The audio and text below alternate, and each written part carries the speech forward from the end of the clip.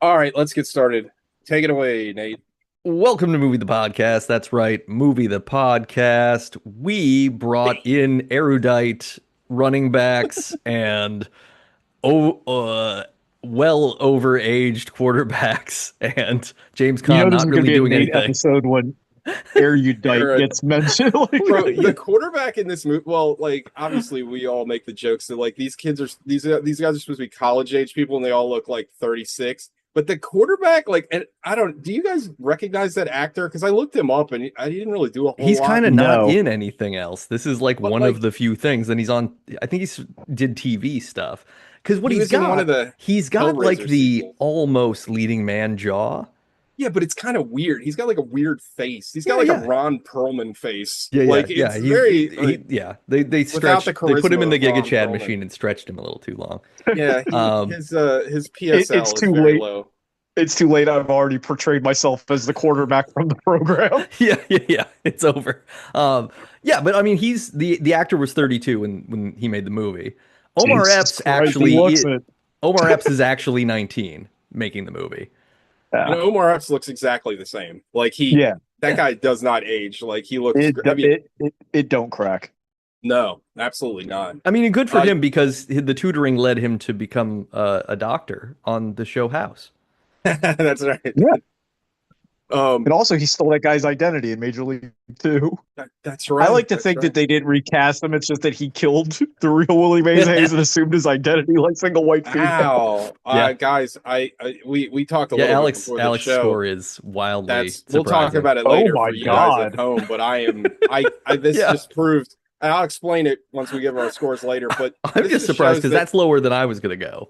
Alec Oh is yeah. Alec is the total wild card. I have no concept of what he likes and what he doesn't like No. at all. Like I will never try to guess because I'm always wrong. But yeah, we watched the program. Well, before we get into it, I want to nominate this for Nate's end of history collection Absolutely, because this yes. I was going to mention it, so thank you for bringing it up. yeah.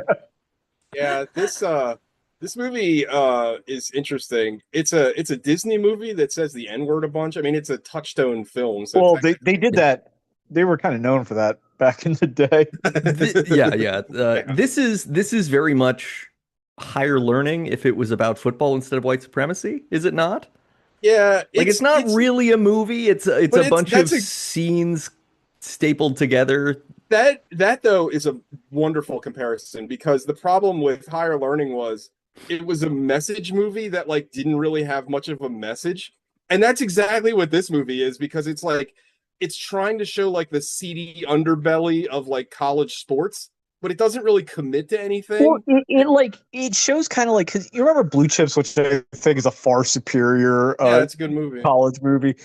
Like Nick Nolte ends up having principles and stands on business at some point. Like James Caan has no principles, but it's never really addressed as a negative. Yeah, No, James Caan no. isn't I really in the movie. Like he's in the movie. We don't want to talk about yeah, this too much, but like he's not Okay. yeah, as in we'll the get into movie it as he later. seems to be in the movie. Yeah, we should talk about what we watched first. Yeah. What did you all watch in the last 2 weeks? Sean. Nothing. I did want Nice. to watch. I've been so like plugged into like lefty YouTube and farting around with the stuff me and Nate are doing. I've just been kind of like all over the place. But I do want to watch that Tetsuo the Rubber Man. I can't remember. TJ Oh, put it on the Plex. Rubber's Lover. It looks amazing. Yeah, Also, that the director of Rubber's Lover was an assistant director on Tetsuo the Iron Man. So that's kind of that why makes it's total like sense. such a it looks like I mean, I'd never seen it either. One of the like weird, like obscure Instagrams I follow that just posts like old weird movies. They posted it and I was like, this looks amazing. How have I never seen this? Because it looks like a Tetsuo sequel. Like it's black and Yeah. white, it's like weird, grimy, like dirty cyberpunk kind of thing. I'm like, this looks right up my alley. I put it on the Plex. I haven't watched Yeah. it yet, but it There's looks a amazing. Refn movie coming out. I really want. There's a bunch of shit I want to watch. Her Mhm. But Private Hell looks yeah, amazing. Yeah, Yeah, I I can't did. wait. I did watch the Edge Runners trailer 4 or 5 times, so I'm excited about Dude, that. I Yeah, can't wait. yeah, yeah. Did you watch Edge Runners, Nate? Yeah, the The cartoon, first yeah. season? The anime, Yeah, yeah. they got a Yeah. The second fucking season coming out. cartoon. It's a cartoon. It is. It is a cartoon. It's a fucking cartoon. It's really good. Edge Runners is the type of like tie-in content that I think is valuable. Oh, it was perfect. As opposed to say showing us how the Kessel Run was performed and how somebody got their Right. dice. Like, just Well, if you give me David's story and David's jacket is in the game, then now the game has a different weight to it. right, exactly. Well, I mean, if you go back a million shows ago when we were talking about what we wanted from Star Wars, like that's what we want. Like, give us new characters, give us stuff that's happening in the world. Andor is a pretty good example of that. That show is decent. But like most of the stuff is just like, why is his name Solo and why does he like all this other dumb bullshit that nobody cares about? Like, What I I have want no people. what I want Star Wars to really do is give us a 23 short films about Springfield style Star Wars movie. Just give me an hour and a half amazing. where you just give me a bunch of stupid shit. And it can be the guy that was training the Rancor at Jabba's palace or whatever.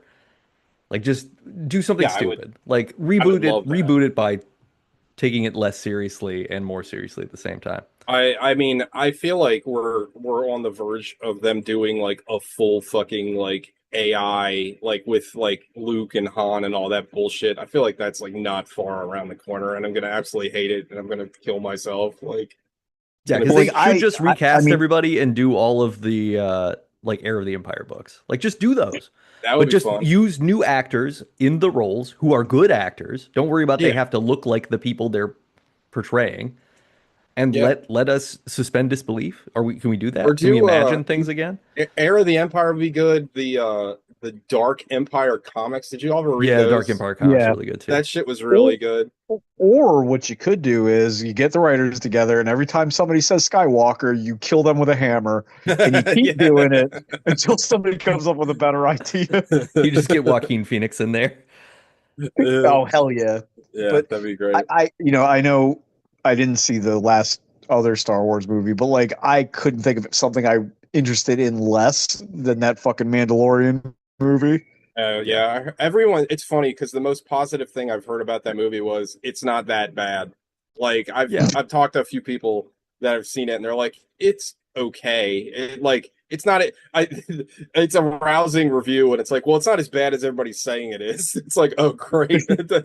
From what I understand from spoiling myself is like it's just a 2 hour long episode of the show where nobody changes and nothing really happens, right? It's just like they just do a bunch of stuff and end up in the same place they started at, which is not what you make a movie for, right? Like you could make an episodic television That's that what way. life is.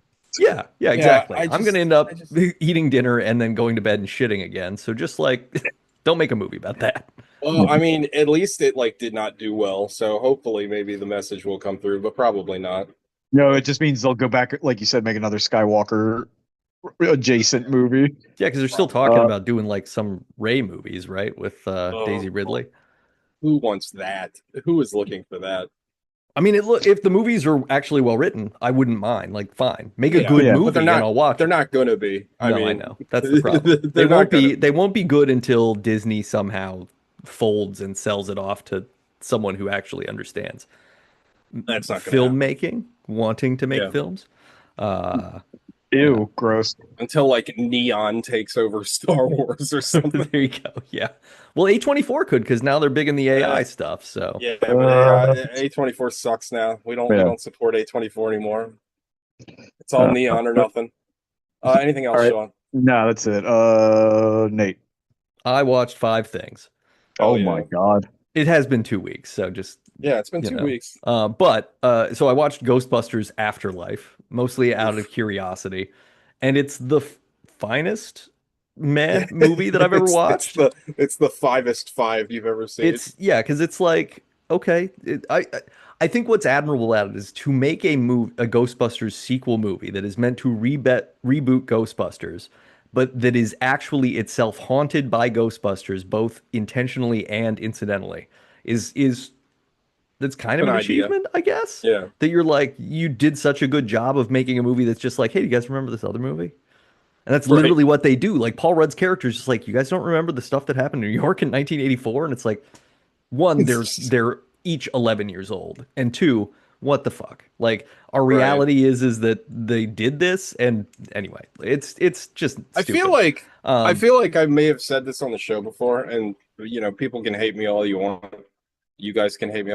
I like Ghostbusters, like the first one, but like I don't think it's like that great. Like I don't think it's great enough to build like an entire franchise around. Like it's a fun movie, but then like the second one's terrible, and it's like that should have been it. And like like there's so much reverence for Ghostbusters. Like there's a fucking Charm City Ghostbusters in Baltimore. They oh go to yeah, all yeah. the conventions. They were at the Everybody's convention. got somebody who's got an Ecto One or whatever But that it's like drives it to a. I don't know, man. Like maybe I'm just fucking too like jaded at this point with nostalgia, but like I just never cared. Like again, it's a good movie. The first one's a good movie. I really do like the first Well, one, but like it's like if they made a franchise out of Stripes. Like, who gives a right, shit? right, Like, exactly. That's kind of what I'm Yeah, getting at. Like, it's yeah, it's like it is. It's like it's good. The first movie is very good, but yeah, I love the the first older I one. get, the less funny it is, and it's more just like I liked Ghostbusters. This is Ghostbusters. Um, the second movie's not good, although I have a little bit of an affinity for it because I think it's like wrong in ways that are almost effective for me. In the way Yeah, that sequels sometimes I was just happy to see a second movie of something.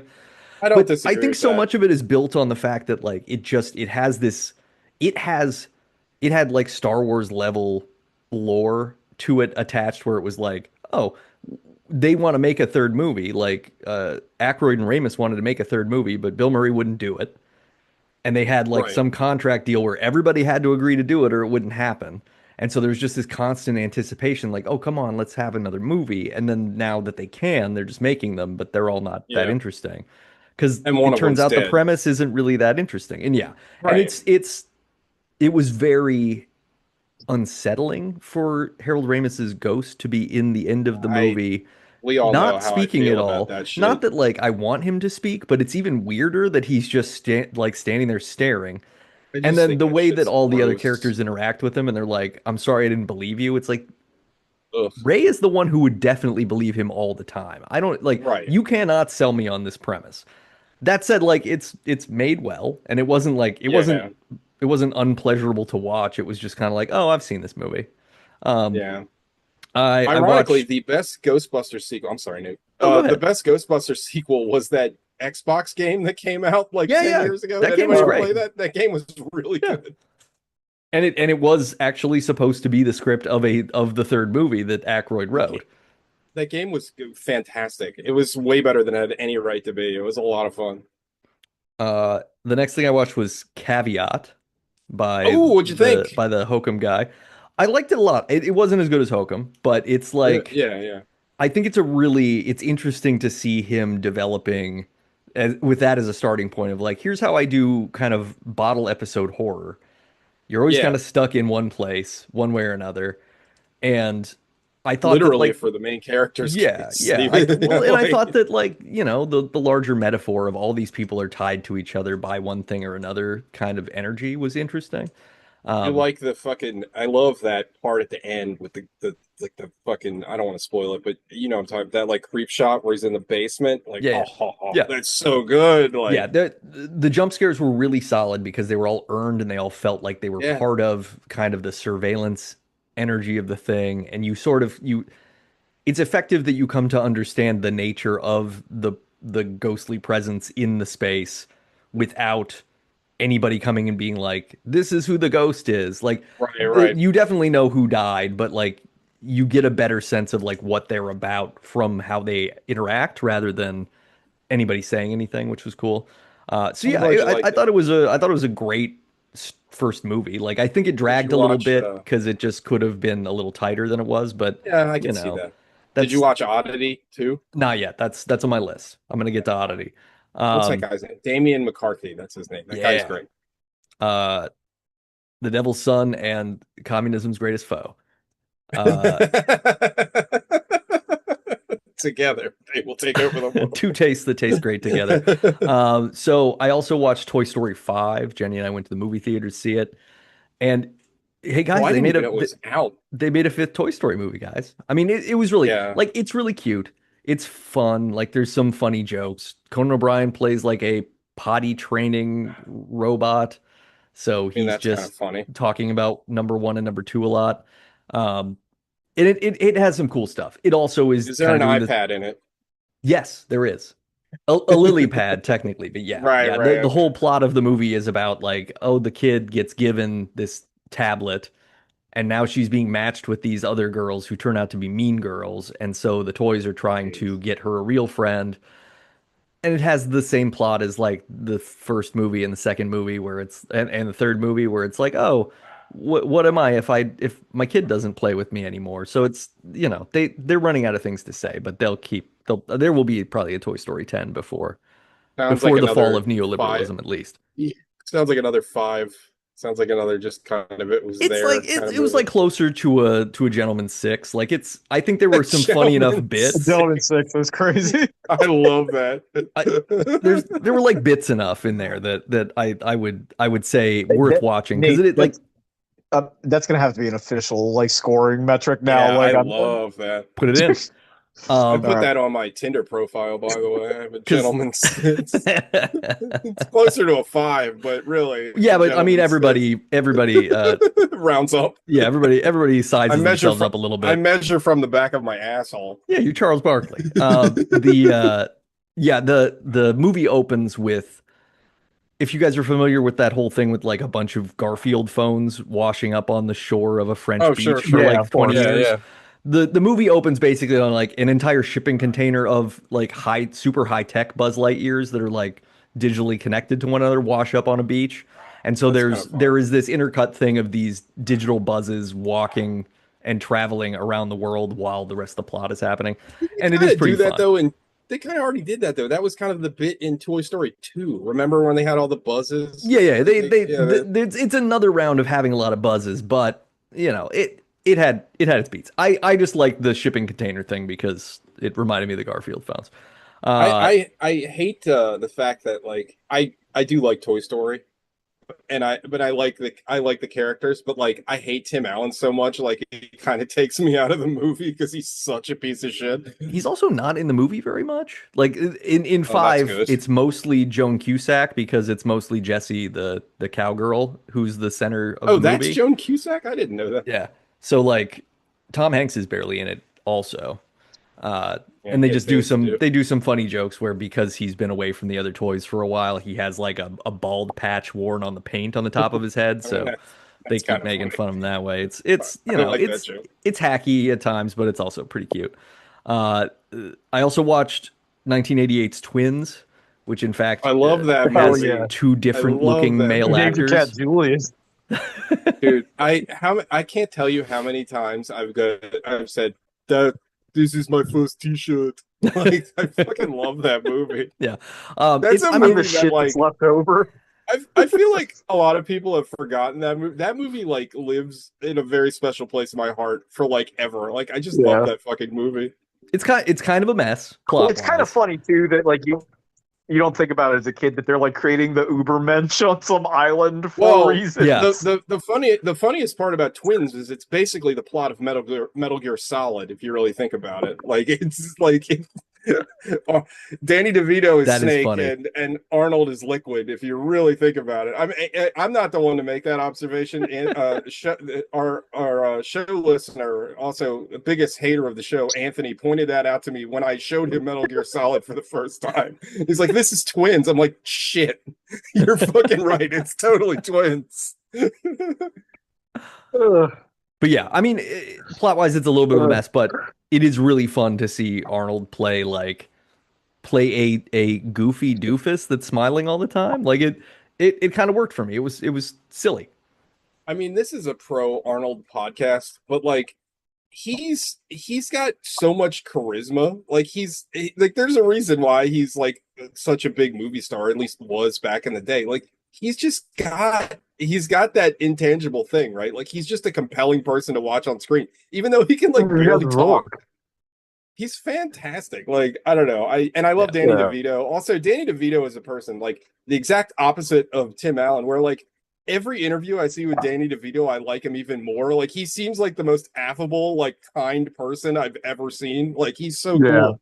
He'd never roll on his drug dealing buddies. No, not at all. Also, like the fact that he basically is the reason that It's Always Sunny like happened at all, because like they didn't have any money to make season two, and Danny DeVito loved it. He saw the first season, and then he wanted to be involved, and basically like got FX to keep making the show. Like I don't know, man. That guy is fucking great. Also, he's incredibly based politically, so Yeah. love Danny DeVito.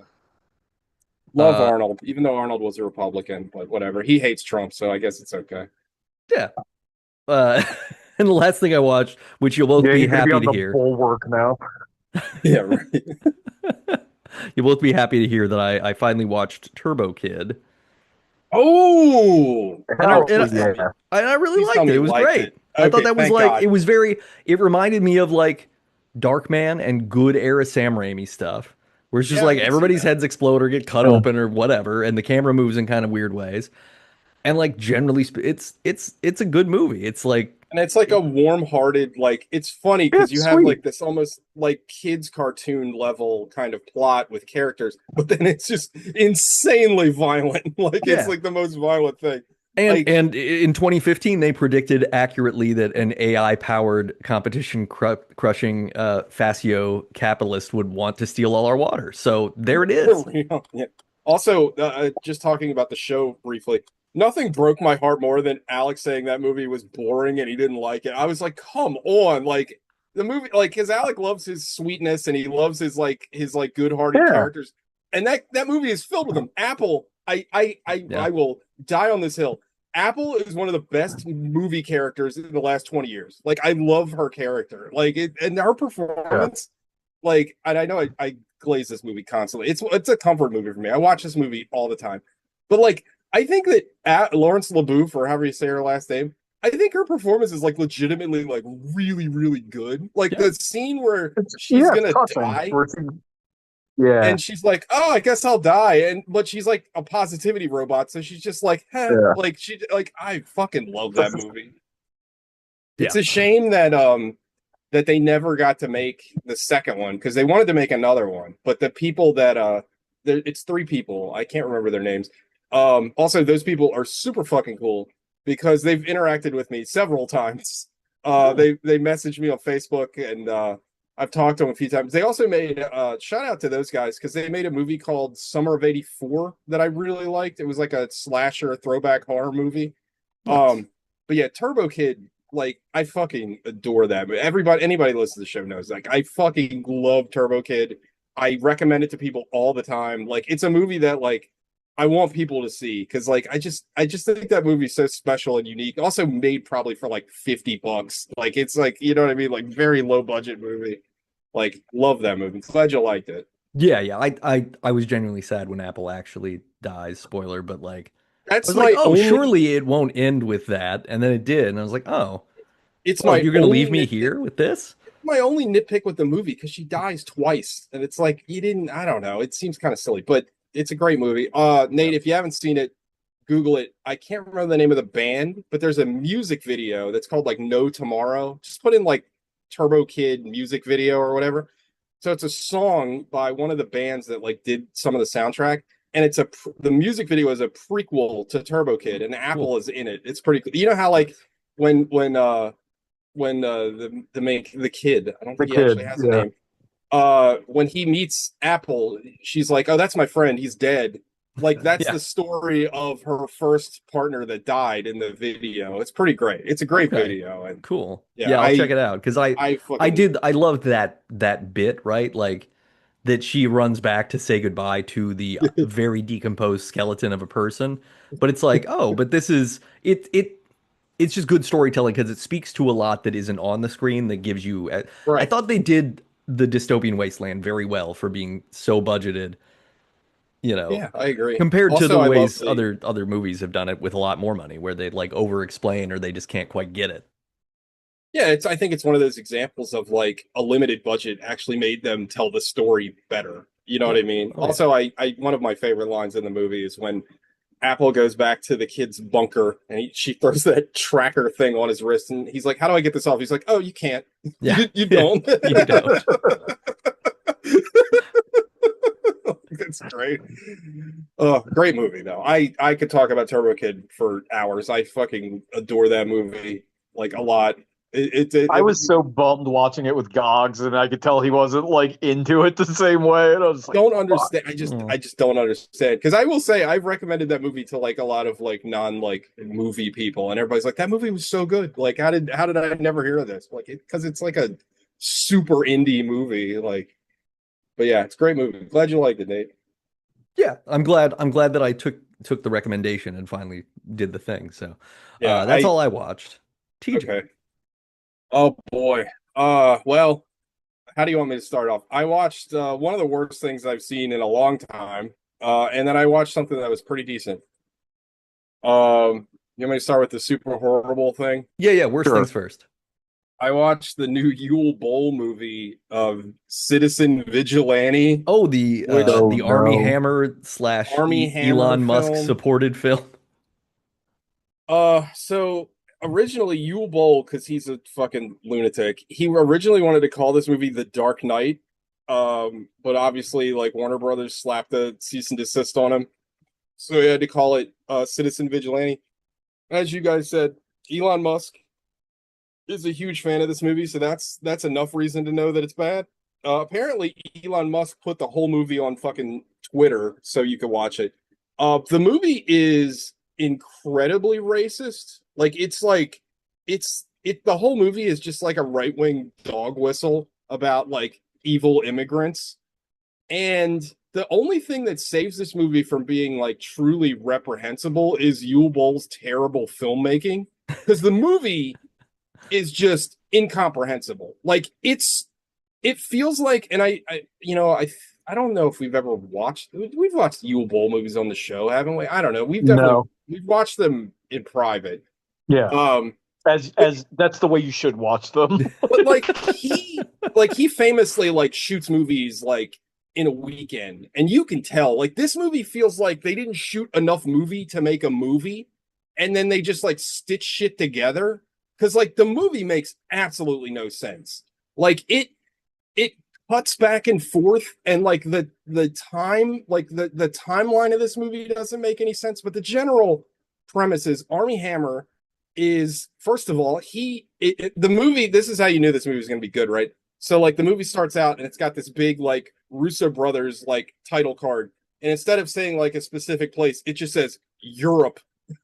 What the fuck is that? Europe? Because Europe is uniformly scary to the target Yeah, audience. it's just Europe. But anyway, Army Hammer is this guy who is basically a vigilante that kills immigrants, and he also is like a viral like sensation because he makes these like Rorschach-esque like videos that talks about why society is falling apart and all this crap. It's hilarious though because his face is like under a mosaic, but it's like the worst mosaic you've ever seen. Like I don't know how deep on porno sites y'all go to, but sometimes like they'll literally put like a tiny little like block over a nipple to like technically make it like safe for work, but it you know what's there. That's the level of this mosaic. Like you can tell it's Army Hammer. Like it's ridiculous. Also, like it's weird because at first when they show these clips, I thought his voice was also under like some kind of modulation filter. But no, he just talks like that through the whole movie. He's got this like, "Hey, what's going on? I'm Army Hammer." It's like, what is this? What is going on? And so Army Hammer is a landlord also. So he's like a former special forces army guy, and he's a landlord, and he kills immigrants that cause violent crime. Of course, the movie opens with this brown person stabbing a white person. It's like, oh great.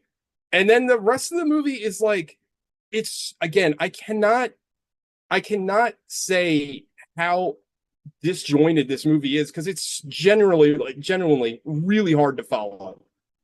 So like I'll just give you in broad swipes what the movie is about. Like so like immigrant like brown person, I didn't even know if they're an immigrant. They like cause a violent crime. And then Army Hammer, in between them cross-cutting his weird promos on the internet and then having people on Facebook going, "This guy's great. We need a guy like this, blah, blah, blah." then you have um Army Hammer go to like the victims of these crimes, be like, did you get justice? Do you feel like you need justice? And then it cuts to him going to one of the buildings that he owns and fucks some like hooker. And then that scene goes on for like 10 minutes. And the sex scene goes on for an incredible amount of time. Does he And try to eat her in the sex scene? No, he does not, which is a very misstep. But he fucking is staring at this mole on the wall, and he's like, when John's take a shower, you don't open the windows. That's gonna cause black mold. You need to get that fixed. And she's like, well, who are you? He's like, I own the building. Like, it's so fucking weird. And then while this is going on, there's an Interpol agent that's like tracking him down who has a hilarious, like bad, like Russian, Serbian kind of accent. That guy is the guy that took over for Jigsaw in the Saw movies. I forget his name, but Oh no. hilarious name. It's like a Google Dundleflex kind of name in real life. I can't think of his name. It's hilarious. But like, so like you think, okay, this is like a cat and mouse kind of like they're tracking him down. But like again, the movie is so disjointed. Like I don't know what's going on. Like there's a standoff scene between Army Hammer and Interpol, and then he kills a bunch of people. But then that's still cross-cut with him talking to victims, and then him in a bar talking to people. And like I don't understand what the fuck's going on. Then there's a scene where Army Hammer goes to like his like property management company meeting, and he's like, these people aren't paying, these people are illegal, they're not paying their rent. And they're like, yeah, but legally we can't kick them out. He's like, I don't care, kick them out, I'll take care of it.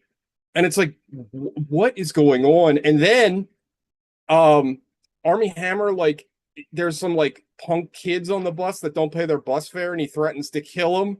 And then later on, like kind of apropos of nothing, these same kids, I think it's the same kids, are like beating, well, yeah, they are the same kids, because he's like, I told you this was going to be the worst day of your life if I saw you again. So he like, these punk kids are beating up this other kid, and then he ends up like handicapping all of them. Again, this is all like just It sounds like a movie for people who think falling down is like too lib coded. Yeah, dude, or it's ridiculous. Boondock Saints So for anyway, more racists. dude, it's so the movie ends, right? So like I'd say it's the central point of the movie, but again, the movie is so much of a jumbled mess. I don't know. At one point, they talk about this woman that got raped, gang raped, because they had to make sure to put that in there. And she got gang raped, and the judge let the kids off because that happens all the time. Like Right. 8 fucking kids They're gang always raped this letting woman. black kids off for sexual assault. Well, they're Muslim, so you know, whatever. Oh. And so anyway, so he goes to the girl, and he's like, did you get justice? So the first thing he does is he gets the judge, and he's like, he gives this judge this, he's like, you know, you're a bad judge. Justice is supposed to help people, but you let people go. And he injects him with heroin, which is hilarious.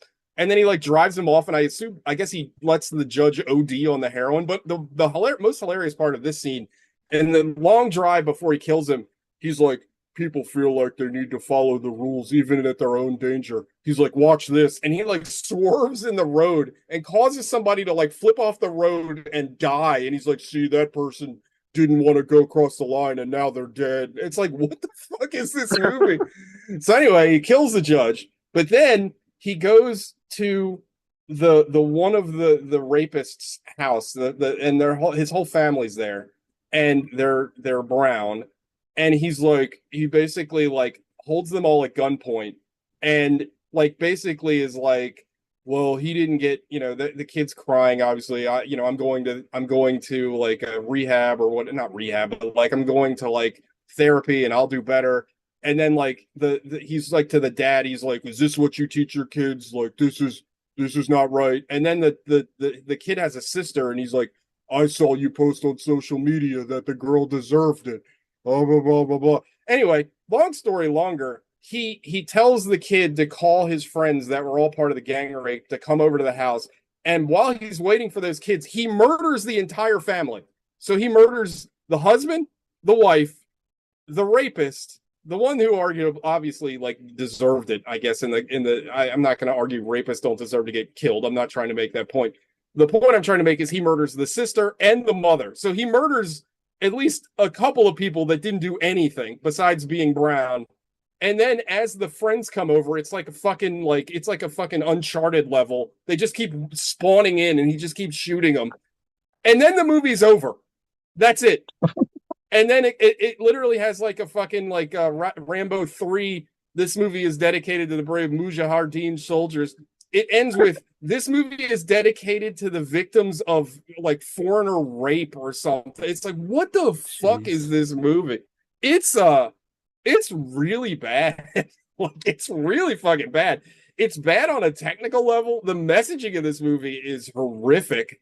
And I mean, everyone involved in this should be fucking ashamed of themselves. Like, it's really gross. And the fact that this movie is like resonating with anyone, like, even if I put myself in the mind of like a diehard racist, I'd be like, this movie sucks. Like, it's not made well. Like, I guess people like fucking right wingers just like their talking points because they're like, well, that's in there, so I like it. Because this movie is like on just a movie level. Like, if you take away all the terrible contents of the movie, it's just an awful, awful fucking movie. Also, I forgot to mention, the cop that was chasing him at one point, he almost kills him, so he's in the hospital, and he calls that cop, and he's like basically like, tell the people my message, and he's like, I can't do that, and he's like, well, you're the only one with the message. What his message is, I have no idea. I guess don't be brown.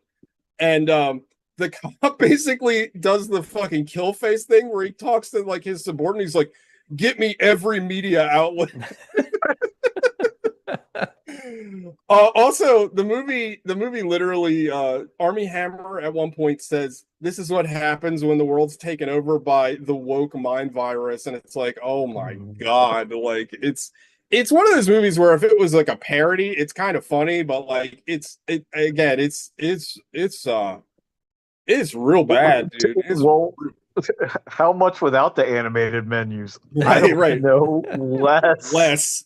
It's fucking terrible, like on every conceivable level. And again, New Bowl should be fucking ashamed of himself for making this. And anyone that supports this movie, like, if you see anybody say anything positive about this movie, like, just give them their fucking clan hood back, because this is like the only thing this movie has is it's just like utter racist. Like, it's like more racist than like fucking Birth of a Nation. Like, it's fucking terrible.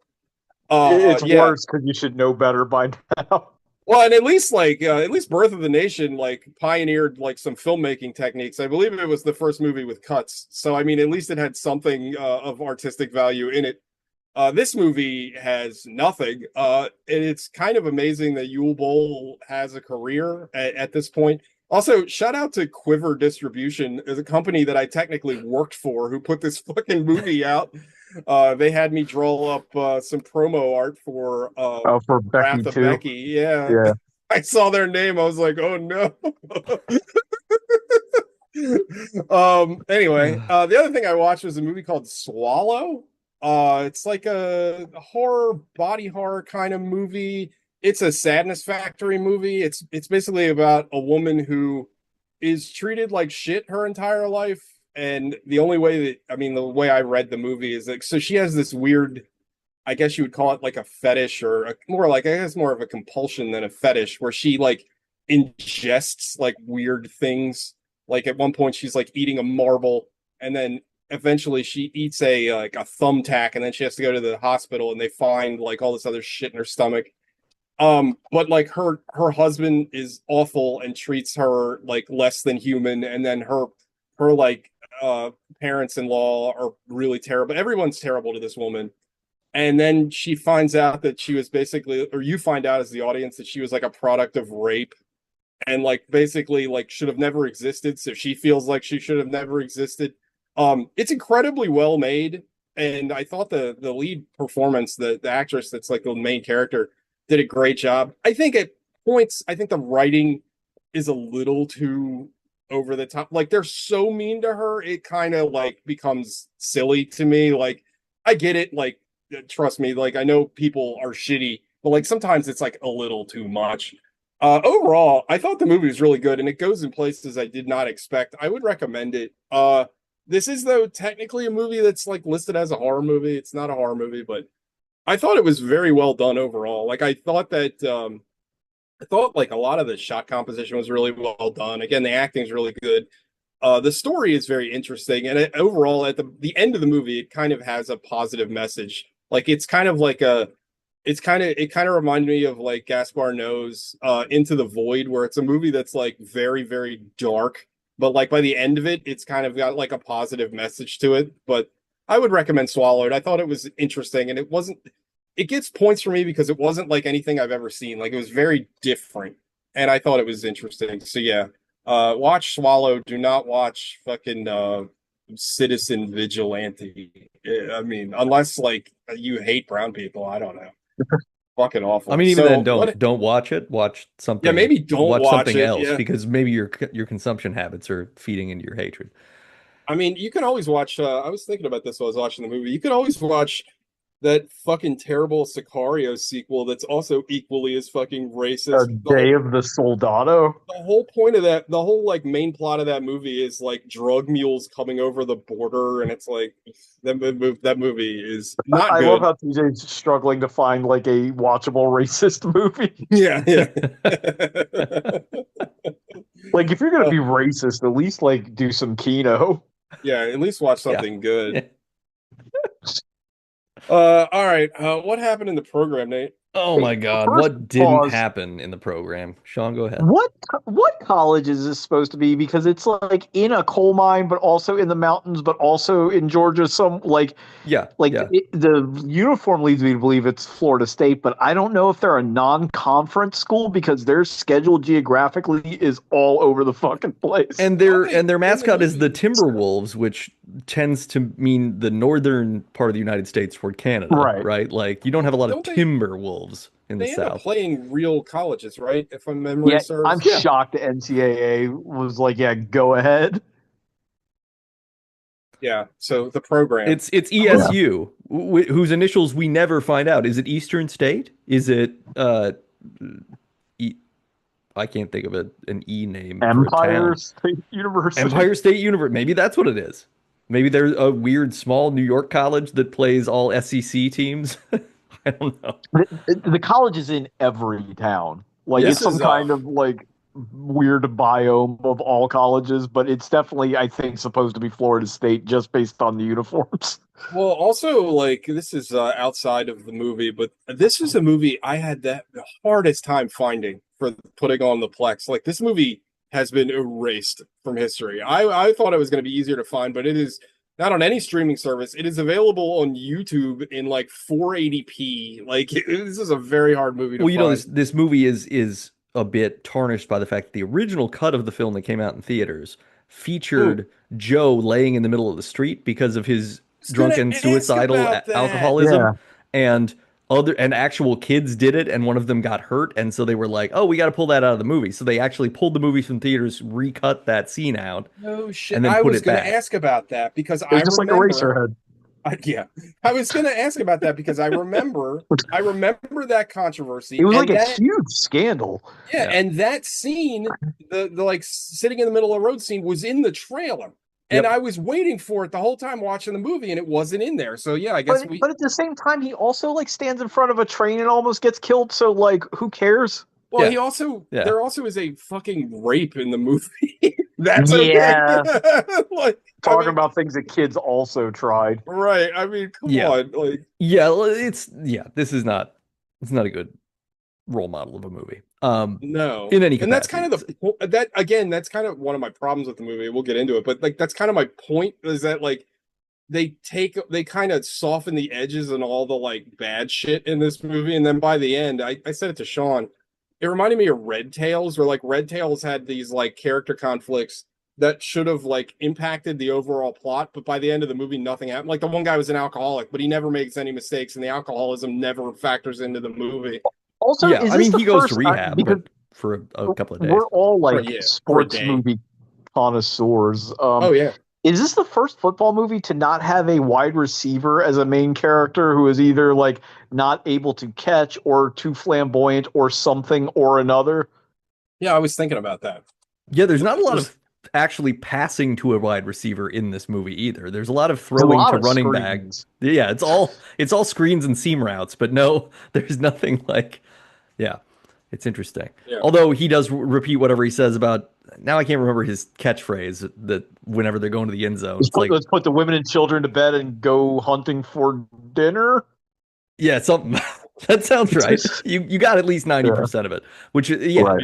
and it's written as well as the rest of the movie. So, yeah, because ultimately this, and I texted this, but like this feels like a very special after school movie. Like Yes. Yeah. all of these absolutely. people mean well, but some of them get into steroids and they turn into meanies that make mistakes, and others of them drink some, and then they also can't do things. And Yeah, some people I get bad hair dye Also, jobs. if you stop taking steroids, you will You're lose fine. 40 pounds of muscle Yeah. in 3 days, but then Yeah. you will immediately gain it back if you do it once. Yeah, Yeah. Well, but Nate, you just hit the nail on the head too, right? Like the guy, the big monster guy that does steroids, that he also does the rape. We'll get into that. Hit again. It's not his fault. It's because he was on steroid. Like I feel like that's like such a cheap And way he's to get only on around that. steroids because he wants to play. He won't get to play otherwise. And his character arc is that he will not get to play again in the future because he can't keep doing it, I guess. That's why he's crying, but And whatever. We'll get to that. I forgot that guy's name, but that's our thread. Latimer. Yeah, that and guy. Oh, the Andrew actor. Okay. Briniarski is the actor's name. But yeah, Steve Latimer. Okay. So the movie pretty much opens on this ESU team is in the last game of the season.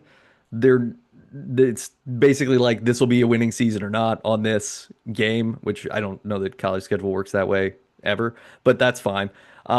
And they lose the game.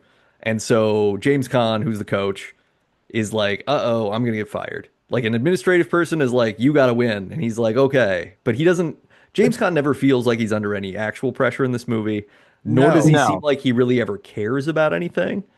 Also, TJ's made this point about like pro football before, and it's the same for college. Like, I don't feel stakes for any coaches in football because they just go somewhere else. Nobody like ever gets fired Right. and is just banished forever. It's Yeah. just like, okay, It's one well, of the things I fucking hate about the NFL specifically. It's just like, oh, he loses his job, but then like all the coaches that we have in the league have been in the league for like 50 years. Like no one ever is out of work. Like it's not that big. Like I don't know. I guess I'm just vindictive, but like, you know, when like somebody sucks, it's just like just get rid of them like forever. Make him go work at fucking Mr. Tire. Like I don't know. yeah, like they should have executed June Jones. You know what I mean? Like Right, Adam like- Gase should be at the or- bottom of the Or ocean. fucking like fucking what was his name? Jay Gruden. Jim Zorn, you know what I mean? Yeah. Like Jim Zorn should never coached again, ever. Like I don't know.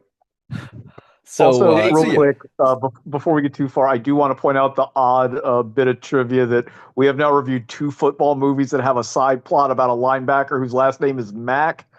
Yeah, that's true. Wow. Yeah, so we find out that yeah, James Caan has to win. And apparently he's disliked enough around campus that someone built a concerning like lynched effigy of him that is being hung at the football stadium. Yeah, it's a good thing he's white because this would be like a whole Yeah. nother movie. But he also kind of does the like I'm getting a paycheck James Caan where he's like shrug. That wasn't very Yeah. nice. So while he's I guess caring about that, we cut to all of the players that we're gonna find. So we meet Joe Kane, who's the sophomore quarterback who wasn't able to win the game this last time. And he's got to go in the off season to Christmas at his dad's house, which is the Oh my house from God. Eraserhead where everybody gets together and they This lay in dad- one room and drink. This fucking dad is so funny. His kid is like a star athlete that's like on the short list for the Heisman. He's like, I don't give a fuck. Like, he gets some He like has never seen him play football. Like the amount of effort to have never seen him at any level play football is pretty tremendous. I mean, it's kind of hilarious. Like, I don't the I love it. Excuse me, I'm dying. I love a good bad dad, but like he's like so comically a bad dad, like it cracks me the fuck up. It also it's funny because like we said earlier, the dad and the son look the same age, so it's like it fucks He's me like up. he's like a Chris Winnicky kind of sophomore because he's 32, like as a Right, yeah, sophomore. Yeah, he's yeah. Uh, so then we cut to Alvin Mack, the linebacker, who they live in a dilapidated cottage. They live in slavery time. Yeah, yeah. They are like anachronistic. He lives It- in like the same house that Steve Martin did in The Jerk and has Yeah, the same family. it does. It looks like a high school stage production of like Little House on the Prairie kind of situation. Like we slapped together a cottage. It's like And they're living how in do we that. express that he's a poor person? It's like I don't know, dress up his mom like Harriet Tubman and like have him buy a doorknob. Like it's just like this shit is crazy. Yeah, yeah, Like because he gives her a door knocker for Christmas on the premise that he promises to buy her the house that connects to the door knocker when he becomes pro. I mean, they have doors in the house that they're living in now. Yeah, yeah, I'm pretty it's sure. not And I it's know not as if people- they live in a tent. I know people live like this, and I mean, I think we've all seen the Jameis Winston going back home, where his family was like really not well off, and da da da da. But like, it just seems like super lazy to do Yeah, this. no, Like, absolutely. And the he's question like, is it lazy because it's 1993, or is this because I think this is part of where the into history thing that you brought up comes in, is like this Yeah. was probably a pretty groundbreakingly woke movie when it came out. Where it's like, yeah, well, whoa, Alvin Mack's a labor all- hero. all these people are they have backstories and Yeah. they're more than single dimensional. Amazing. What a riveting and ornate intricate Right. tapestry of our I life. am convinced that Alvin Mack gets punished because he's the only one that cares about their surplus value. Yeah. Yeah, and also because he said he was going to turn pro and buy his mom a house, Well, and so they have to well, sacrifice TJ someone in the movie. Will appreciate this. He is playing Dexter Manley, famously Yeah, who graduated 100%. college and could not read. Yeah, that's true. So we see him, and then we go meet Darnell Jefferson. That's Jesus Christ. Darnell Omar Jefferson. Epps. That fucking And- name, Lamonte Washington, star tailback. So they're, Like, they're I recruiting him assumed- because he's great, but he lives with all of his family in like not the same conditions, but he's supposed Similar to still be conditions. more like a kid from the streets, I think. Well, Yeah, he's playing this. He just wandered over from Juice. Like he has dropped Q, and now I know there are people on Earth named Darnell. Like I'm aware of that, but Darnell is also the name that like a preppy white guy just calls some random black guy in a college movie. Like whatever, Darnell. It's like my name's Steve. You know that kind of I- shit. Yeah. Yeah. I actually work with a guy named Darnell. Oh, It's well, all all right. right. I'll see you boys later. He sucks. It's fine. He's Uh, not very good at what he does, so he's fine. But so yeah, so they gonna recruit him. His shtick is that he says big words that he doesn't actually know the meanings of. But don't worry, he'll get his later because he goes on a campus tour with Halle Berry, and Halle Berry's got the biggest blazer on that's ever blazed, and she's showing him Dude. around this campus that does, as Sean said earlier, like the campus has the quad of somewhere in Michigan, and it has the football field of somewhere in Florida. They walk around, and Also, he Halle kisses Berry, her in the most awkward way possible. Halle Berry, I don't want to put this on the writer, but I'm just going to say it. She's like very white coded, or at least like Oh, yeah. respectability politics coded. You know what I mean? It's like that kind of 100%. like, she's fair complected. She's like got that fucking Facts of Life turbo blazer Nate mentioned, and he's like again coded in a very specific way, which also feels like super lazy. Well, And because she's going to unnecessary, be a like- savior, but because women can't be saviors aromantically, she's going to also fall in love with the man she saves. Well, it's also like, I guess they're trying to set up like, oh, he's from the wrong side of the tracks, and somehow that is like a barrier. But like, there's some like minor hand wave about her dad being kind of stuffy, but he also played football, and like he doesn't seem to really care one way or another. So like, his whole like tragic backstory amounts to basically nothing. Yeah, 100%. The movie amounts to basically nothing. It's basically I think is nothing, fair. a lot of the problem. But What's so- and Yeah, so he takes Halle Berry is supposed to like show him around campus. He immediately like kisses her, which I don't know. Did you guys find that off-putting? Because I kind of did. I was like, Jesus He Christ. first Yeah. says that she is efficacious, and then he kisses That's her. the word that he used. Was it efficacious? There was a word he used. I was like, I had to look it up. I've never heard. It was efficacious. Like Yeah. I've never heard that word before in my life. Yeah. They do explain his like that's intentional. Like he wants to sound smart, so he uses Yeah, like he broke his he's thesaurus bad. out. He's bad at stuff. But he wants to be good. So yeah, so he gets introduced to the team, and we also meet Didn't know that the Omar backup Epps quarterback, watches who is Frasier. the asshole guy that we're gonna see get defended for cheating, for betting. Ooh, yeah, there's a betting scandal in this movie. There's a betting scandal. Also, a very long subplot about how college athletes are ridiculous. We shouldn't pay college athletes, which is a very funny subplot in this movie. And then we also meet Steve Latimer, who is our just the beef boy, the most worked out person in the entire movie is this guy. That dude is fucking jacked as hell, by the way. That guy is fucking huge. Yeah. It's a meat mountain right there. So there's a thing where they're practicing, and Darnell fumbles the ball, and then James Caan's like, "If you let this ball get away from you for the rest of the semester or whatever, you're off the team. I hate you. I'm gonna eat your children." And so we get a cute thing where he's like falling asleep in class, and everybody tries to fall in the fumble because he drops the ball, but then he gets the ball back. This is monkey Yeah. shines. We're having fun. Besides where he gets like absolutely obliterated on that block that Carlton tanked, like does Yeah. the fumbling ever come up again? No. None No. of these things ever come up again. That's the thing. Like that's it does like it's a message movie in that it's like these are all things that can happen. Most of these people are going to make it out, you know?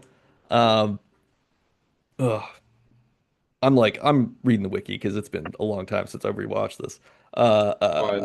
So yeah, so You won't lose. they're doing that. Latimer wants to play. He couldn't play before, but now he's doing steroids. Nobody knows he's doing steroids yet. Well, but he it's- did play right, but he was on like special teams or something. Like Yeah, he yeah, wanted yeah. to be. Yeah, he wanted to be a linebacker or whatever. He's and the actor has like, and I don't mean this as a dig, like he has a very like softness, a gentleness to the way that he performs. Like he seems like a sweet little boy who has encased himself in man meat to Muscle try to suit. make his Like a dream come Shazam. true. Yes, yeah, he He's a does. He's Shazam. like a Shazam. Also, like I don't want to alarm you guys if you didn't know this, but the guy that wrote this movie also wrote The Sting. Oh yeah. Really? That's crazy. And the Major League series. What? Oh, Yeah. that's crazy. Yeah. We've learned nothing else from this show that like screenwriters are wildly inconsistent for the Yeah. most part. So yeah, so we meet everybody. They're all doing football stuff. It turns out Darnell fails the test. He's got to go to tutoring. He forces Autumn to tutor him because he wants that Halle Berry's character. He wants her to tutor him. And I mean, at the I can same understand time, that. well, yeah, sure. I mean, come on. Yeah. At the same time, Sports Illustrated was still a magazine, still relevant in 1993. Said that Joe Kane is a Heisman Trophy candidate. So the pressure starts to mount on him, but I feel like the actor cannot carry the sense No. of that No, he stress or sucks. pressure. He's awful. Like the fact that I mean we're going to talk a lot of problems with this movie, but like this is trying to be like an ensemble piece, but like none of the characters are compelling enough to like hook your wagon onto, and like Joe Kane is the worst. Like I don't know, like And his let's be honest, character, like, there's- shouldn't Joe Kane get hooked on cocaine? Wouldn't that be better? yes, or anything like I don't know, man. His like arc is so boring, and like again, nothing really happens. Well, I to think him. it was Nate the text that it's like he gets over his dad missing his football recital, which is kind of like the perfect way to describe it. Yeah. Yeah, and I mean, his whole thing is that he's sort of a risk taker guy, and all the other players look up to him. He thinks because he does crazy shit like ride his motorcycle through the quarry or whatever. But like yeah, okay. he doesn't do anything. I mean, he stands in front of a train. Oh but no, I'm the he's star just doing quarterback, and I get to depression bang things, and then like Christy to go to Swanson. alcohol, like Yeah, but like he doesn't even like his alcoholism again, just like Red Tails. His alcoholism isn't even that bad. Like it's not like it's like I don't know. I will say though, dark-haired Christy Swanson, big thumbs up from TJ. She looks Oh, yeah. fantastic yeah, in this yeah, movie. yeah. She looks great. Also, Cain is able is not a bad slogan. I'm just gonna put that out on Front Street. Yeah, Pretty that was fun. Yeah, because he meets Camille. That's Christy Swanson. She is she's working out her one leg in the On gym. the loudest leg extension machine. I don't know what this thing is doing, but it is like actively whirring. Like she sounds like RoboCop getting up on the. It's like so distracting. But she's a smart cookie because she's like, I don't like football players because you guys are all gross and you're all trying to play women. And he's like, what Well, if she we're is not? correct. And well, yeah, but then they immediately are like, okay, now we're going to go into a montage of weird challenges that this movie decides to go. Scenes in this movie don't connect to the scene that will follow them necessarily. They Well, just this sort is of happen. also like some shit that would only happen in a movie because I feel like if you had like desires for somebody that was good at something, you started challenging them to a bunch of shit, they'd be like, you're weird, I don't like how competitive you are, this is strange, like I barely know you, I'm not interested. Yeah. I love that, they like talk and she's like, well, let's play tennis. And we cut immediately to them playing tennis. He has changed into a completely different outfit and she is in the same Yeah. clothes she was in working out. It's like he could just play in his leather jacket. But yeah, so they start dating, of course, because whatever. And they ride on his motorcycle and he goes faster than she would like. So she gets to yell, like, go slower. And then they drive irresponsibly fast on a dirt road despite having a street bike. Then we find out that that Mac is illiterate basically. So everybody in the football program is getting tutored for the most part, which is part of the expose of this is like football players aren't even good at school, but they're in a school. Oh my God. Uh, And then Omar Epps at one point gets like he's at like a dinner and some booster gives him like $50. yeah, they're like, they're that just slipping seems envelopes, racist. but they're doing the envelopes in the most obvious way, where they're like, Right. "Hello, son, that was a great game. Here, take this take this folded Yeah. piece of paper from me." Jesus Christ. Yeah, the one of the like defensive coaches is like, "Hey, I think Latimer's doing steroids," and James Caan's like, "We don't know if he's doing steroids. You want me to look? We sit him and nothing happens, then we're gonna look like idiots. So I say blah blah blah, whatever." He's like, "We're not Meanwhile, playing he by the wanders rules." in there like a fucking like demon from Doom. Like he's like so vascular. Yeah, yeah. Uh, so then Latimer ends up getting on the defense, so he's very excited about that. And they're like, "Hey, you're gonna get drug tested," and he's like, "Uh-oh, I'm gonna get drug tested." So they start playing football because it's football season, and they're good. Um, the Darnell ends up replacing the Cosby boyfriend that is currently dating Halle Berry at running back, so that causes some stuff. And there's the money donation scene. Um, and then Darnell and Autumn start dating because they go on they do like a late night tutoring thing where they like tutor Yeah. at a restaurant and then they're tutoring each other with their tongues. And then But her dad doesn't want her to date like him because I forget why, because he's too street or something. yeah, she's like ashamed to tell her dad about him. So then she goes back to her pre-med boyfriend, who is now the second string running back. So then they're playing the games. They play Michigan, and it's like the big Heisman matchup between Joe Kane and another college quarterback who is in Well, his they play- mid-30s. Again, their schedule is like they play Mississippi. They have like no directional school games, so they're only playing like power conference teams. They play like Mississippi State, Michigan, I think Texas. Like their shit is all over the fucking place. I know that's like nobody cares, but it's just right.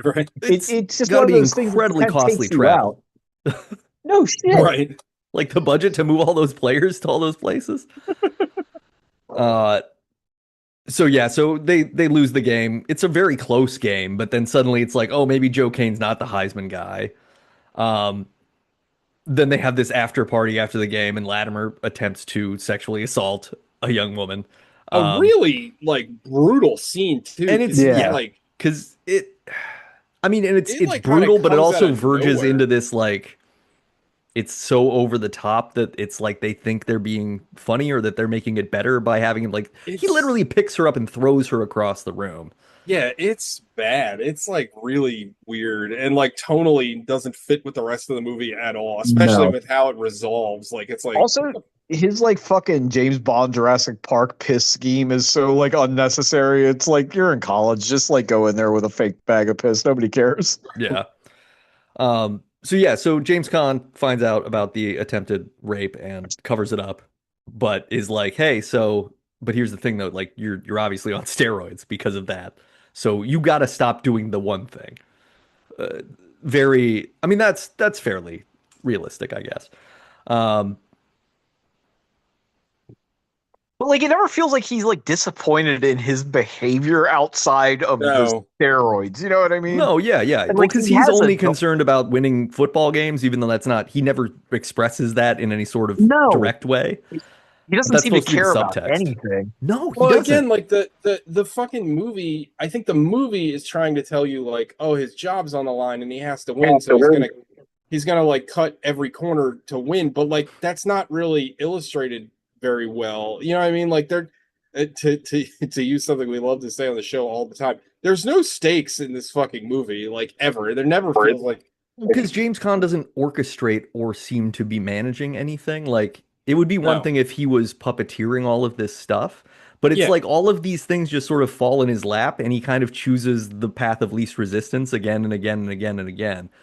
Including like we kind of skipped, but the one quarterback is like cheating by having James Caan's daughter take his tests, and then which That's is the thing, right? what's Like, what's her name? That's Joey the Lauren Lauren Adams. Adams. Yeah. yeah. Big fan Well, of her. Nate says she has like two completely different haircuts on the same day, but like, that's the thing. Like, you introduce him having this college age daughter, and then like, not 10 seconds before that, another college age woman gets violently assaulted by one of his players, and like, there's no connection drawn. Like, hey, I have a daughter. Like, this Right, is bad. right. Again, Yeah, like, it's yeah. just Well, it's a better movie. The linebacker guy does that to James Caan's daughter. That's a and he better still covers it up. Yeah. right. That's Right. that's a much darker, much better plot beat than what they did. Because like, But that you're right. movie probably doesn't get the logos from Michigan and Yeah, that's you fair know point. all the No, NCAA. I don't. Do you think they were like, I don't know, like have him just rape some rando and we're good with it? Like that seems like an odd hill to die on. Yeah, yeah, you're right. Both Because are this is all both just are bad. this is all just Yeah. weird shit being allowed. So yeah, Latimer gets suspended for 3 games, um, for the juicing, and then they still kind of hide it so that he doesn't get caught. And then he's like, "Hey, you just have to like."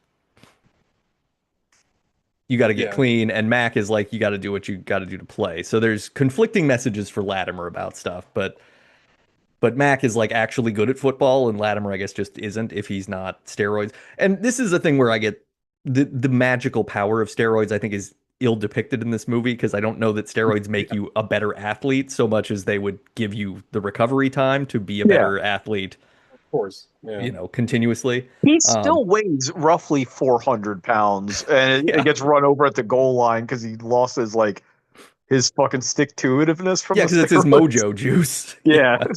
Uh,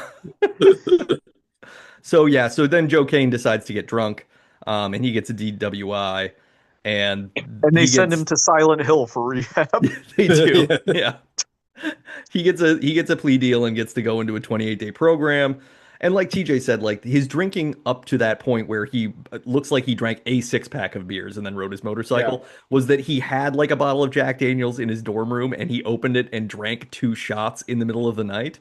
And that was like, oh, my he's God. not coping with the stress and the alcohol. And I'm like, man, I don't want to feel like an alcoholic, but I've definitely drank more than that in my life and been like, I'm doing I drank fine. more than that tonight. Yeah. Also, like, with all the shits going on, like, if you're writing this movie, how is somebody from the NCAA not up their entire asshole the whole movie? You know what I mean? Like, Yeah. everything is internal. There's no, like, external force, or like any other like barely competent movie would have some suit from the NCAA investigating something or another. Yeah, to reinvoke Ghostbusters, like bring in like an EPA guy that's fucking up your shit all the time. Like Yeah. that at least gives stakes to everything, like global stakes and then personal stakes. Right. This is how we write stories, but not this particular Right, story. not this. Uh, so they have to they got to win the next 3 out of 5 games to win the conference championship. And so the backup quarterback, and they win like they go 2-1 or something. Yeah, they start running the wing tee or some shit. Yeah, they're just doing an offense no one's ever seen before. But we don't watch any of that because that's not interesting. We have to watch everybody pass their drug tests and sit in a room ignoring Christy Swanson's phone calls. So everybody's back together for the second to last game of the season, or I guess Latimer is. They're playing Iowa, which of course makes sense because they've played Michigan and they've also played Mississippi State. So of course you play Iowa. So the Mac guy is like having a great game, and then he destroys his knee on one play where he gets like chop blocked basically. Yeah, Basically. Yeah, his injury is not congruent with the action that happened. Yeah, because I watched it a couple times and I was like, I don't really see where his knee got hit. Like he kind of got, it was like a backbreaker wrestling kind of move, but it wasn't necessarily a knee injury situation. But whatever, we had to, this magic of cinema. His knee explodes like Blitz the League. Shout out to Blitz the League. So yeah, they lose that game because he gets hurt, and then Latimer didn't take steroids, so he's no longer physically as massive as he was moments ago. Joe comes back out of rehab. He ends up talking to Christy Swanson, and he talks to his dad, and he's like, "Dad, here's a plane ticket. Come see my game against Georgia Tech, and if you don't come, I'm never going to invite you again." And the dad's like, they have for some reason they have a framed open porch next to a factory, and the dad's just sitting there drinking beer, and he's like, I'm not coming. And he's like, okay, well, here's the ticket anyway, and I'll never ask you again. So then, why does he care at this point? It's unclear because he has never gone to his game. He didn't just stop all of a sudden. Like his mom didn't die, or like nothing happened. This guy's literally never gone, and now he's like, "Well, this is it, Dad. After you missed the last 270 games I've played." It implies that his entire 28 days in rehab was just you can't drink, and also we're doing therapy and talking about how this is your dad. It's your dad. You're drinking because of your dad, because your dad drinks, because his dad does drink. You're taking porch naps. So yeah, and then Latimer starts taking steroids again. So we get a nice little cheek shot because he pulls his pants down and sticks that needle in there, and then he's doing what Sean alluded to with the magical fake urine penis thing. So then it's the final game. It's game time. Here we go.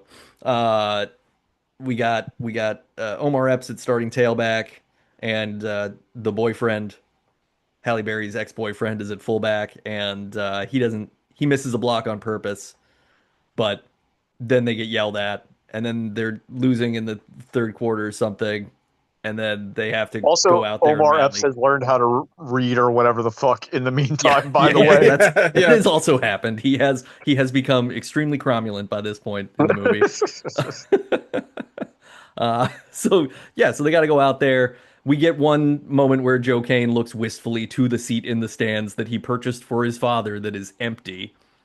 And then he turns back and he says, put the ladies and the children to bed. We're going to the promised land of chicken tacos, whatever he says. Yeah, right. And they win. Do they win the game?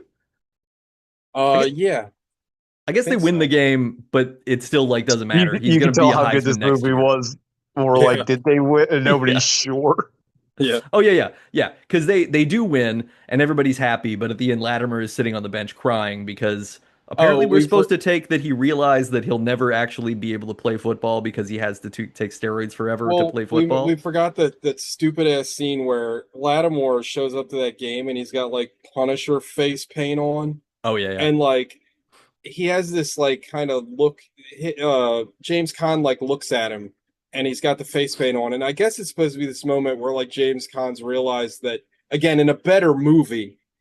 Like I'm doing the work for the movie, but I think what this scene is supposed to illustrate is that James Caan has let this kid destroy himself, and he's done nothing to like Yeah, he's like, stop him. you were a misfit, but now you look like the misfits, and I don't like that. Right, but nice, but they drop it completely because again, like that's what they're trying to do, but that emotion does not Well, carry through in the that scene at all. implication is that Khan notices it's like, oh, this whoever said this is gonna be his last game, but from what we know about James Caan, he is allowed literally everything. So like, why wouldn't he just let him play next year Yeah. too? Like, why would he care? Right, exactly. Yeah. Yeah, there's no stakes. But at the end of the game, Halle Berry introduces her dad to Omar Epps, and old quarterback Joe Kane and Christy Swanson get together, and the coaches are all gonna go get ready for next year. So nobody really learned anything. They all kind of Yeah. went through it, but they're presumably going to be under the same pressure situations next season. Yeah. Again, it's a Well, like, message movie with no message. And like everybody kind of gets out fine except for Alvin Mack, who's like the one person who didn't really do anything wrong and has just been exploited by everybody. And Right. he was the most interesting character because his whole thing was as a defensive well I guess he's a linebacker, but he just like stands in front of the guy and he's like, you're the guy who raped my mother, I'm coming after you. Like he just makes up these weird Yeah. stories about whoever he's going to destroy. Yeah, I do that in And that court was all kind the of time. fun. Like he should yeah. Like he should have declared as a junior or whatever. Like he shouldn't have came back for his senior season. yeah, the movie like and it ends on like a happy note, which doesn't make any sense for the rest of them. Like again, the movie just it's a mess. I went into this thinking I thought I honestly left the movie and I was like, this wasn't too bad. But now talking about it, I'm like, nah, no, this was pretty bad. We talked a lot about the movie during the synopsis, so do we just want to get into Five Knuckle Shuffles? Yeah, that's fine. Let's let Alec, who's not here. We'll do Alex first. Alec gave it a 1-for-1 con. That's crazy. And I said this. I was convinced that Alec would give this like an 8 or higher because I don't know why. I just felt like this is the kind of this is the kind of movie I thought Alec would really like because again, it doesn't have stakes, but it's also like positive at the end of it, and like I don't know. I just thought like this was going to be something he liked, but I can't ever predict what he's going to like. But it's a 1-for-1 con. Unfortunately, in this ham-fisted production of the program, the real terror comes from the terrible performances. He's not very wrong. well stated. Sean. I'm gonna give it a 3 because I like football, like the sport, It gets a football ball. and there is football in it, but it's like it's a mess. Like everybody said it, like it's got a Saving Private Ryan level ensemble cast of people that do like nothing. Like again, nothing matters. Nobody really changes. Like I guess Joe Kane stops drinking 6 beers a week, and Omar Epps gets a B in like intro to lit. Like I don't know. Like nothing seems to happen to the pre-med guy except he has to change positions. But if he was doing 'cause pre-med, Omar he Epps probably is being wasn't going to go to the tutored NFL for the anyway. remedial classes too, right? Like that's Yeah, they put him in the like, hey, you don't know school yet classes that he's getting Yeah. tutored in. and I guess he's going to turn out to be like a Javon Diggs-esque prospect. Right. I don't know. Like, it just again, it doesn't matter. Like their college season where they win the conference championship but go like 8-4. Like I know this is pre-college football playoffs, but like that's not very good. Like I don't know that would save his job. And then again, they give Khan all these like moral quandaries to be in, which he always chooses. Like again, I think Nate said the path of least resistance, but like he doesn't really seem too broken up about it, and there don't seem to be any ramifications, so it didn't really matter anyway. Right. So I don't know. Like the football scenes were like shot okay, I guess. Like Christy Swanson's hot. I don't know. Like there's not a lot to say. Yeah. It's one of those movies like you recap the plot and that's just kind of the movie. Like it doesn't really have anything on its mind other than like, hey, these are the things people broadly know are wrong with college football. Like it's not like it's this like, Moneyball kind of like really in the weeds about something specific. It's just like you guys kind of know why college football's fucked up, right? Yeah, okay, well here it is. Yeah, but in um the end, like no one is really punished for all these yeah, evils of just like college real football. college football. Yeah, Yeah, yeah. true. Uh Well, that's true. But again, if that was the message of the movie, that's better. Like, you know what I mean? It's like all this shit happened, But but there's like, like you said, there's so many things that get introduced, like the fumbling thing. The boosters like play like no role. Like I think of blue chips. I hate to keep bringing up blue chips, but like the booster shit is like a serious issue. There's like those issues are all serious and have like impacts on the plot and like what the characters do and shit. But this is just like whatever. Um Yeah. yeah. So 3, TJ. you know, I'm in between giving it a 3 and giving it a 5, only because this is a movie I will never think about again. Like, it's Mhm. bad, but like, it's so forgettable. Because like, the execution of its plot is really bad, and again, the plot is terrible. But like it's like constructed well. Like, you know what I mean? Like, I feel Yeah. like it's a functional A to B It story. is a Like, I journeyman understood it. movie. Well, Sean used to say, well, the lights got turned on, the camera, somebody turned the camera on. But like, it's so fucking forgettable. I mean, I said in the beginning of the show, like, this was one of those movies, like, I have, shady places on the internet where I find a lot of these movies, and usually I can find just about anything. I had the hell of a time finding this movie, and I can understand why it's forgotten because it's just so fucking bland and lifeless. And I think like just like we mentioned higher learning in the beginning of the show, like higher learning is a movie where it's like it's trying to make a statement. Like, remember, higher learning ends on this fucking title card and the flag, and you're like, oh, this is supposed to be this deep, meaningful thing. But it was just like a fart in the wind. And that's what this movie is like, oh, college, the evils of college sports, but then like nothing happens, and like nothing is like nobody is, again, no stakes, and like nothing really is like happening, and there's no like grit to it. And like I think I said this to Sean on a text, but it's like I want like the Safties to make this movie. You know what I mean? Like I want like the dirt. Like I want this thing to be kind of gnarly, and it just sucks. It's just like it's a very like Disneyified like way to like kind of talk about this stuff, but not in a way. And I didn't even think about like the having the actual like real college sponsorships. But Nate, you probably hit something there. They probably softballed out all that stuff just so they could have that in the movie. I would not be surprised in the slightest. But I think I'm going to stick with a 5 because again, it's so forgettable by the parlance of how we always talk about how a 5 is kind of worse than a 1 in a weird way. Because I will never think about this movie again. I honestly, we watched the movie 2 weeks ago because we were off. I struggled to remember what happened in this movie. As Sean said, like, I don't remember if they won or lost. I don't really care. Yeah. I lost. I I- lost by watching the movie. It just occurred to me that both Omar Epps and Christy Swanson are in higher learning also. That's true. Oh shit. But yeah, it's a 5. This movie sucks. But it's so fucking forgettable and bland that it's hard to like get that emotionally invested in it. So Nate, I'm gonna go right between you both and go with a 4. I lean it's a 4 leaning toward a 3, but the only thing that I like about it is there is this kind of nostalgia of a kind of movie that no longer exists, and that's that's what this fair. is.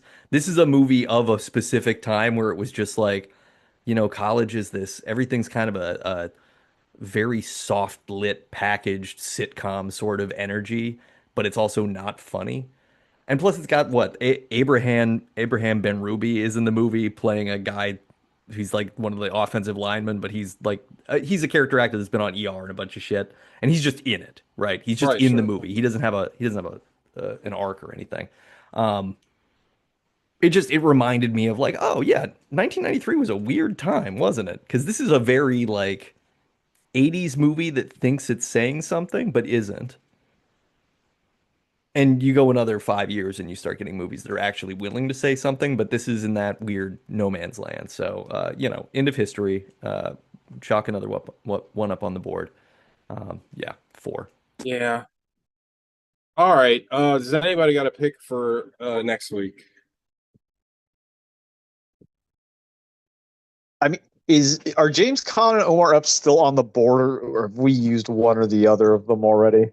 I don't think we've used either one. I think they're both honestly. on the board. I mean, we could always watch Juice. Yeah, that'd be cool. You want to do Juice? Juice is good. What was your other one? You had an or in there. Oh no, that I was just filling dead air with that or. Oh. That was I was vamping. Yeah, Juice is fine. I think that'd Okay. be a cool one to watch. I haven't Cool, seen yeah. that movie in years. All right. Great. Juice, that's a good one. 1992's Juice, 1 year earlier. Yeah, Yeah. we're staying in You- the 90s. You've got the juice now, Q. I love that's my favorite line in the movie. All All right, boys. buddy, that's the show. Fuck America. 250 years of bullshit. Fuck this country. Long live China. Oh yeah. Yeah. All right, boys. Bye, All everybody. right, bye everybody. There we go. Or China maxing on the show.